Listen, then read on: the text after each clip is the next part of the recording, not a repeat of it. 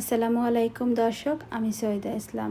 আজকে আপনাদের সাথে আমি বিফের একটা রেসিপি শেয়ার করব। কিছুটা ফিউশন আর ইউনিক একটা রেসিপি। এটা আমার পুরোপুরি নিজস্ব একটা রেসিপি। আশা করছি আপনাদের ভালো লাগবে। অবশ্যই রেসিপির মধ্যে নতুনত্ব কিছু আছে, যেটা পুরো ভিডিও দেখলে আপনারা বুঝতে পারবেন। এই প্যানে আধা কাপ তেল দিয়ে তার মধ্যেই আধা কাপ পেঁয়াজ কুচি দিয়ে দিচ্ছি। এই পেঁয়াজ কুচিগুলোকে বেরেস্তা করে উঠিয়ে নিয়ে বেরেস্তা ভাজা এই তেলেই রান্নাটা শুরু করলাম। পেঁয়াজ কুচি দিচ্ছি মিডিয়াম সাইজের একটা। পেঁয়াজ তেলের সাথে মেশানোর পরেই এবার গরম মশলা দিয়ে দিচ্ছি।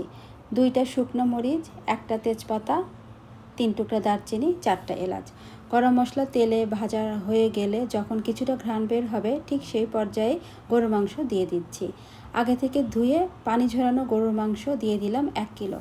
চুলার হিটটা হাই ফ্লেমে রেখে গরুর মাংসগুলোকে এভাবে নেড়ে বেশ কিছুক্ষণ সময় নিয়ে ভেজে নিব। আজকের গরুর মাংস রান্নাতে আদা রসুনের পেস্ট ব্যবহার করছি না। 4 কোয়া রসুন, 1.5 টুকরা আদা আর লেমন গ্রাসের নিচের দিকের অংশ থেকে 1.5 ইঞ্চির মতো এভাবে কেটে আমি ছেঁচেই ভাজা গরুর মাংসের মধ্যে দিয়ে দিলাম। চাইলে পেস্ট ব্যবহার করতে পারেন, কিন্তু ভাজা মাংসটা যেহেতু অনেকক্ষণ ধরেই ভাজবো আর ফ্রেশলি মশলাগুলো দেওয়ার কারণে মাংসের সাথে ভাজা হতে থাকবে, ভিন্নধর্মী একটা স্বাদ এবং ঘ্রাণ দুটাই অ্যাড করবে। 10 থেকে 12 মিনিটের মতো সময় নিয়ে মাংসগুলোকে ভেজে নেওয়ার এই পর্যায়ে লবণ দিয়ে দিলাম পরিমাণ মতো। আধা চা চামচ লাল মরিচের গুঁড়া, 1/4 চা চামচ ধনিয়ার গুঁড়া, আধা চা চামচ জিরার গুঁড়া আর সামান্য একটু হলুদের গুঁড়া দিয়ে দিচ্ছি। মশলাগুলো মাংসের সাথে ভালো করে মিশিয়েই এবার একটা টমেটো কুচি দিয়ে দিলাম মাংসের সাথে। টমেটো কুচি দেওয়ার পরে মাংস আর টমেটো, পেঁয়াজ সব কিছু ভালো করে এভাবে সময় নিয়েই ভেজে নেব, যাতে মাংসগুলোর প্রত্যেকটা সাইড হালকা ভাজা ভাজা হয়। কাঁচামরিচ দিয়েছি 3টা।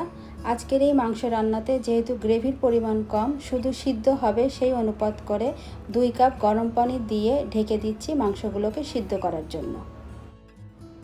আজকের এই মাংস রান্নায় লেমন গ্রাস ব্যবহার করেছি।